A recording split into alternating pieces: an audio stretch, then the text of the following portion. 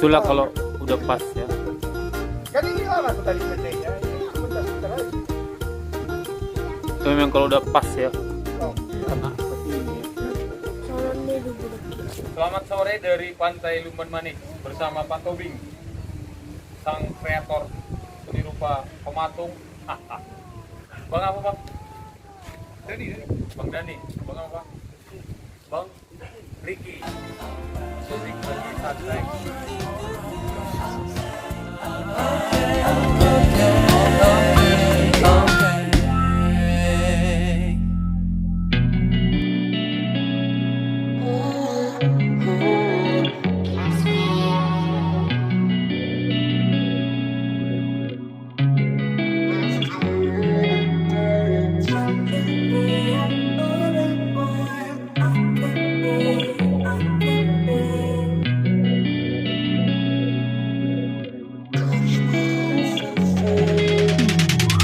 Hey, I'm rolling clean off a beam in the drop. Voices in my head, they telling me to stop. Hey, got 20 G's for the keys to the. What do you do when Captain turn your lover to an op? Hey, I'm rolling clean off a beam in the drop. Voices in my head, they telling me to stop. Hey, got 20 G's for the keys to the. What do you do when Captain turn your lover to a op? Ayy, I'm in the island on a Wednesday, laid back, coolin', kicking feet up like a sensei.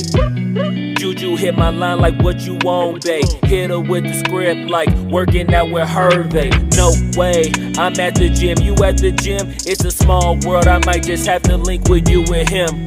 Look up at this girl like, let me get my words right. Cause if she catch me with you, then we going down like Suge Knight. I got a plan, you take your bag like that, then we gon' hit that gas. Make a U-turn 100 miles on the 90, gotta pray to God that we just do not crash. Okay, acting no C like I just tried. Ayy, shorty the school to my rocket, I'm not talking about Jack Black. Ayy, what you do when you doing something you not supposed to do? Thinking it's gon' shield the one you love like they bulletproof. Just like Paul Pierce, it's all lie when they know the truth. Ayy, it's all cry in the end when she leave and you take your juice. Ayy, I'm rolling clean off a beam in the drop. Voices in my head, they telling me to stop. Ayy, got 20 G's for the keys to the. What do you do when Captain turn your lover to a op? Ayy, I'm rolling clean off a beam in the drop. Voices in my head, they telling me to stop. Ayy, got 20 G's for the keys to the. What do you do when Captain turn your lover to a op?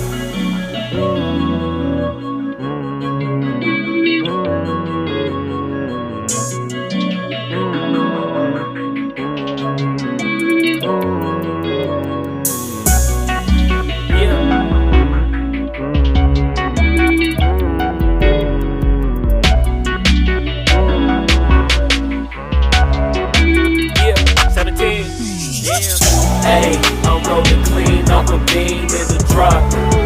Voices in my head, they telling me to stop. Ayy, got 20 G's for the keys to the. What do you do when Captain turn your lover to a op? Ayy, I'm rolling clean off a beam in the drop. Voices in my head, they telling me to stop. Ayy, got 20 G's for the keys to the. What do you do when Captain turn your lover to a op? Ayy, I'm rolling clean off a beam in the drop. Voices in my head, they telling me to stop. Ayy, got 20 G's for the keys to the. What do you do when Captain turn your lover to a op? Ayy, I'm rolling clean off a beam in the drop. Voices in my head, they telling me to stop. Ayy, got 20 G's for the keys to the. What do you do when Captain turn your lover to a op? Namaste.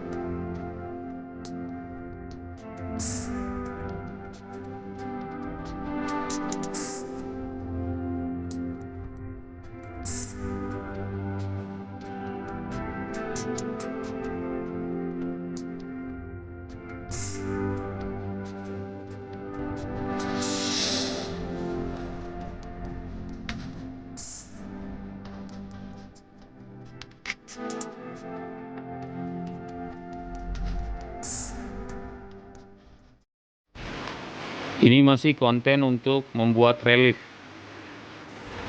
Bagaimana cara mengecatnya? Kita tunggu episode berikutnya. Salam Horas dari Pantai Lumban Manik, Kabupaten Samosir, Samosir Negeri Indah, Kepingan Surga.